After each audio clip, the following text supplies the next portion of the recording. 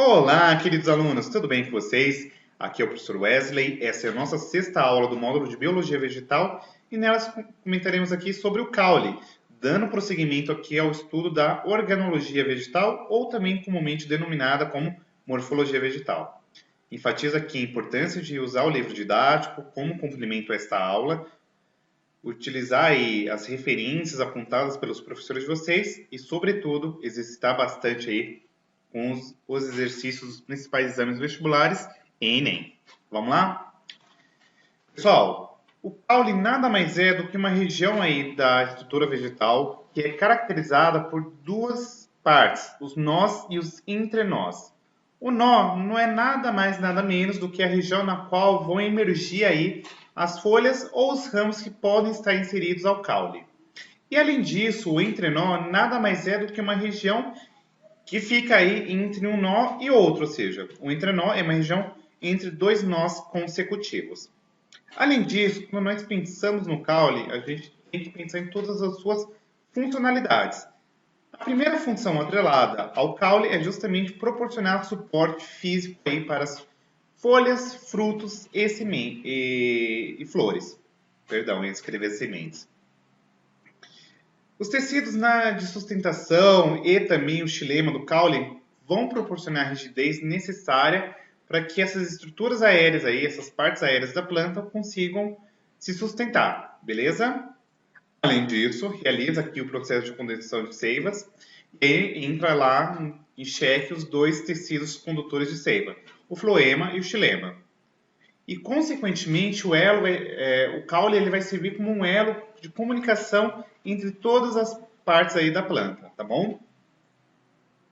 Armazenam água e os nutrientes, seja eles orgânicos ou inorgânicos, armazena ar e por aí vai.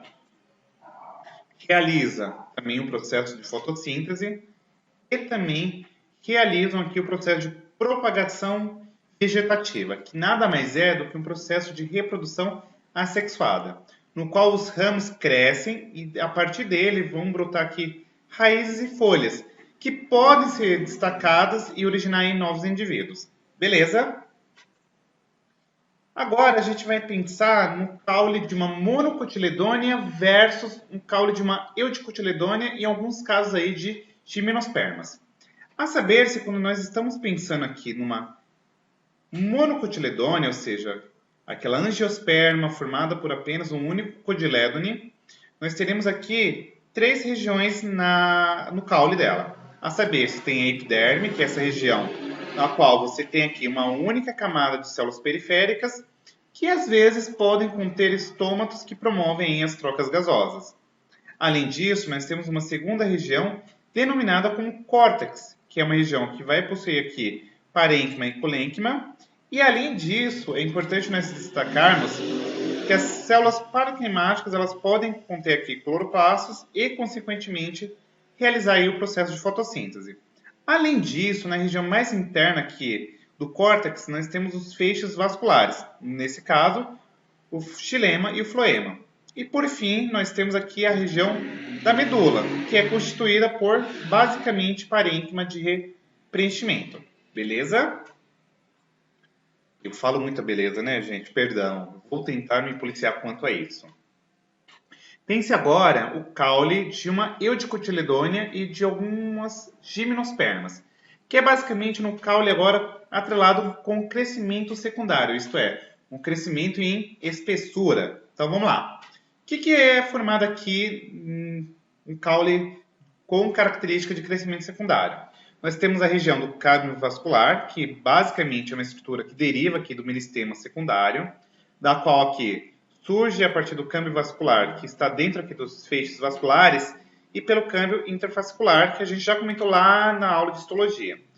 Aqui você tem a formação do floema secundário, que ele emerge para fora, e o xilema secundário, que ele sempre vai emergir para dentro, certo? Além disso, nós temos aqui o felogênio, que também é uma estrutura que deriva do meristema secundário. E aqui o felogênio, como eu comentei em outra ocasião, ele forma um suber, que nada mais é do que uma cortiça para fora, que é um tecido morto. Então está aqui o suber. Nós temos o felodermo, que ele está dentro, mais interno, e o conjunto suber mais felogênio mais feloderme vai formar periderme. E aí, vale ainda nós pontuarmos que a casca nada mais é do que um conjunto do suber mais o felogênio mais o feloderma mais o floema secundário. Tá bom? Como eu comentei também lá na nossa aula 3, quando eu estava definindo as angiospermas, caracterizando-as como monocotiledôneas ou eudicotiledôneas, nós havíamos discorrido aí acerca da disposição dos feixes vasculares no caule, né? Quando a gente está pensando na questão de como que o floema e o xilema se dispõem aí no caule, uma eudicotiledônea ela vai apresentar aqui feixes vasculares organizados, geralmente eles estão localizados aqui mais próximos da região da casca, então você vai ter aqui o floema, que ele é periférico, e o xilema ele é centralizado, certo? Já uma eudicotiledônea, ela apresenta aqui seus feixes vasculares totalmente desorganizados, e basicamente o floema ele é periférico e o xilema ele é centralizado, tá bom? Somente para revisar aí o que nós havíamos dito lá na nossa terceira aula. Além disso, a gente pode aqui comentar acerca do caule quando ele apresenta um crescimento secundário, isto é, aquele crescimento em espessura. Como que é a estrutura aí do caule? Nós temos o suber, que nada mais é do que um tecido morto que acaba se destacando aqui do tronco, então tem uma função de proteção.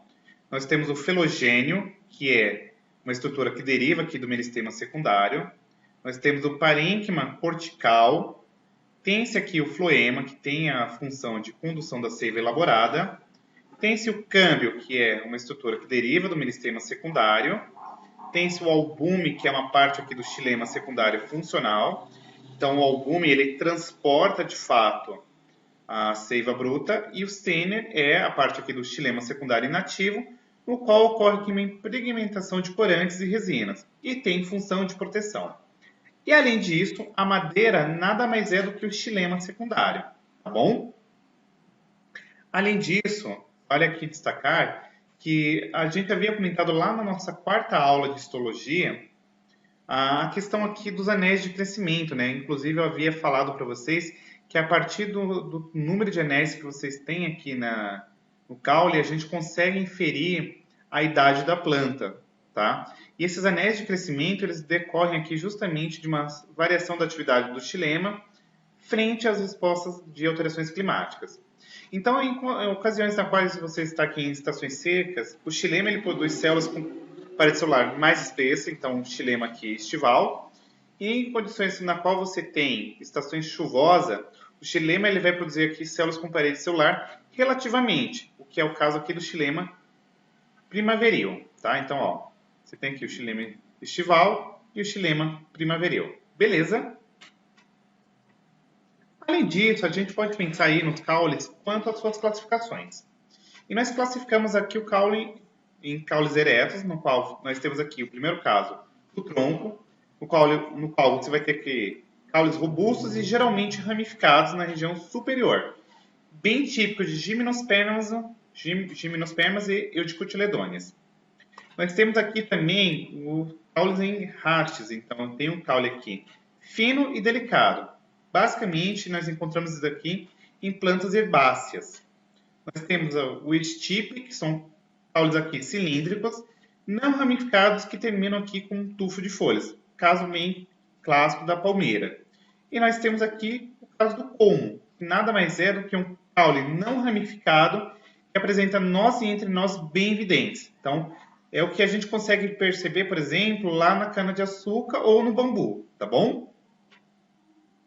Então, aqui tem uma representação bem bonitinha, ó. O caso de um colmo aqui, ó.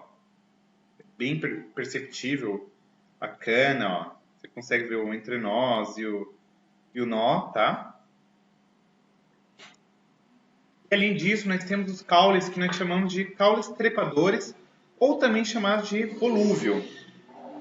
A primeira classe aqui, que eu acho que é primeira classe não, a primeira coisa que é importante vocês saberem é que eles são relativamente finos e longos, tá?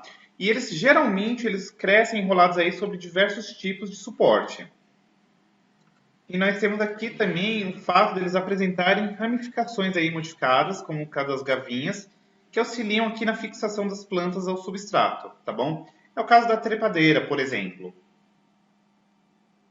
Nós temos aqui a classe de caules rastejantes, na qual nós temos aqui o sarmento, que é um caule rastejante que apresenta apenas um único ponto de enraizamento, caso bem típico aqui da abóbora. Nós temos o estolão, que é um caule rastejante que produz gemos em vários pontos, tá? É o caso do morango. E também nós temos a classe agora dos caules subterrâneos. A saber se são eles o rizoma, é um caule subterrâneo que apresenta aqui crescimento horizontal, caso bem típico da bananeira. Então, aqui você tem uma bananeira, você tem aqui as folhas e, por fim, o rizoma. Nós temos ainda o tubérculo, que é um caule subterrâneo que apresenta aqui dilatamento devido aqui a um acúmulo de nutrientes. Então, é um caso bastante típico da onde que você tem aquele parênquima que armazena amido, né? É o caso da batata inglesa. Então, tem aqui a exemplificação.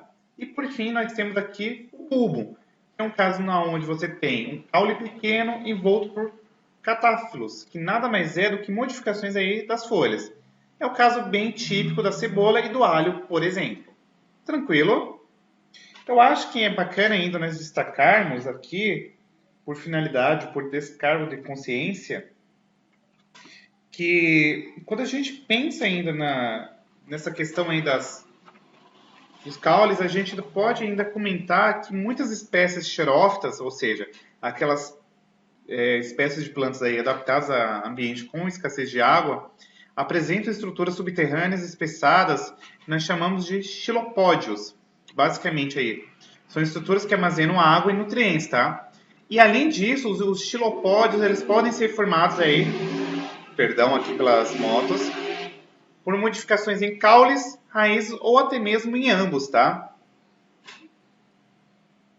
Então tá aqui o caso, como eu falei anteriormente, do bulbo, que é aquele caso típico da cebola e do alho. Ó. Então, você possui uma região aqui interior, o prato envolvido por folhas modificadas por nutrientes, que é o caso aqui do catafilo, tá? Ainda vale aqui pontuar que temos alguns casos de caules aquáticos. E o caule aquático, ele basicamente ele fica aqui submerso na água, né? Como no caso aí da Vitória Régia, ou são flutuantes, como no caso do aguape, tá? Eles contêm aqui um parênquima aerífero, justamente aquele parênquima que vai reservar aí, gases e, consequentemente, isso daqui propicia a flutuabilidade aqui da planta, tá? E, além disso, por fim, nós temos que comentar aqui algumas adaptações do caule. Nós temos aqui algum caso de proteção, que é o caso de boviria, tem questão aí de reserva de água, economia hídrica e por aí vai. Então vamos dar uma olhada aqui em algumas adaptações. Primeira, os espinhos.